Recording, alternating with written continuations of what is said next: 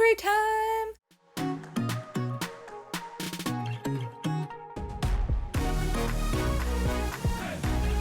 Hello and welcome back to the channel. It's A Lit Life with Miranda Reads, and today we're unboxing February 2021's OwlCrate. Magic Unleashed is the theme. And the first item we're going to be unboxing is a hairbrush.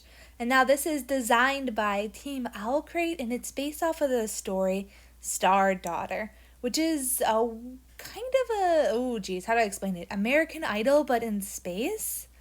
I don't know. It was an interesting story. Maybe not my favorite, but it was interesting. And the next item that's coming out of here was created by the Soap Librarian. And these are bath salts themed off of We Hunt the Flame, which is a book that I have not read, but purely, and I mean purely based on the cover, I need to. It looks gorgeous. And after that is the classic OwlCrate Enamel Pin. Now this one was created by Icy Designs, and it's based off of a very important symbol from the book in the book box. And following that, we have a second enamel item, and this one was created by Lively Ghosts. It is a keychain from the Poison Kitchen, and that is Karu's favorite restaurant in Daughter of Smoke and Bone. Now this is a book that I've been kind of on the fence with whether or not I want to read it. I've read a few by this author and they kind of tanked, but everyone seems to love this one, so I kind of want to give it another shot, you know? And after that is an item created by Chanel, and this is a zipper pouch, and on it has a quote from the story Legendborn. Now Legendborn is one that I read and I quite enjoyed it. I did feel like it was a little bit long and it could have been a little bit more succinct because of that, but other than that though, it was a pretty good book. And this pouch also has a little OwlCrate little zipper pull thingy. Now the next item is probably the one that I was most intrigued by. This is based off of the book A Darker Shade of Magic, and this was created by Forensics and Flowers. Now this is based off of one of the four worlds in this series. One of it is called Red London, and that is the London that has magic. So there's these different dimensions that are stacked on top of each other with varying levels of magic. Anyway, long story short, this is a book tin, and I love the look of it. I want to put stuff, I don't know what I'm going to put in it, but I'm going to put some really neat stuff in there, I tell you that much. Now the packaging of this box did imply that it was the first one of these, so I'm really curious if there's going to be more than one of these little tin boxes, because if there are, I am going to be there for it. As far as this series though, I liked the first book of this series. The second book was kind of middling, and the third one kind of tanked for me, if I'm going to be completely honest. Anyway, time for the real reason we're here, the book. Now the book is called The Gilded Ones, and it's written by Namina Forna, and this is the first in the Deathless series. Now this book, like all OwlCrate books, is signed and it comes with an exclusive cover. In addition to the exclusive cover, it has a foil design on the inside cover of the hardcover, on the hard, you can see on the screen, that's what I mean.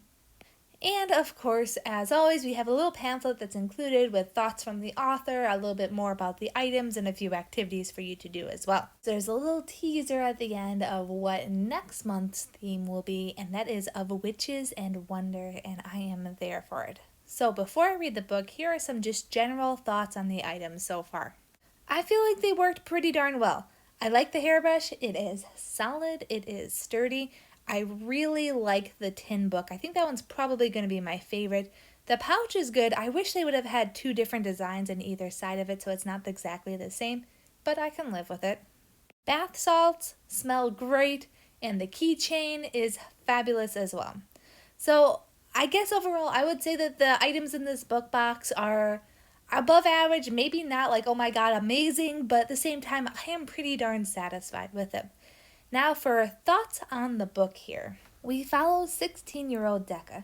Now in her village there is a ceremony that happens that determines whether or not you are allowed to become a full-fledged member of society.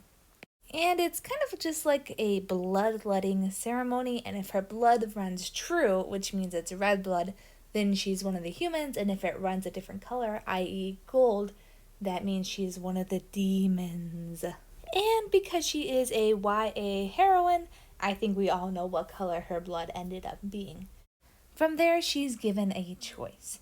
Stay in her village and submit, which means that she is being essentially killed over and over. I mean, the series is called The Deathless Ones. Or follow this mysterious woman and become part of a army for the emperor and kill all of the death shrieks, which are these creatures that seem to snatch away people. Now, this really isn't a hard choice for her. I mean, her own father participates in trying to kill her, so she decides to join them. But from there, the adventure truly begins. For the first time ever, Decca finds herself among like-minded women. They are strong, they're independent, and they are not going to let the men push them around at all. And the more she's there, the more she realizes some really horrific truths, ones that will shake her beliefs to her core. Now, as far as YA goes, you know me, I read a ton of YA. And this one, I would say it was gosh dang good. 4.5, possibly 5 stars on a good day. The world building is really what stuck out to me because, oh my gosh, was I immersed. I love, love, love it when books do that. Like, this world, to be honest, is crazy. There's this happening, that happening, shape-shifting, what have yous.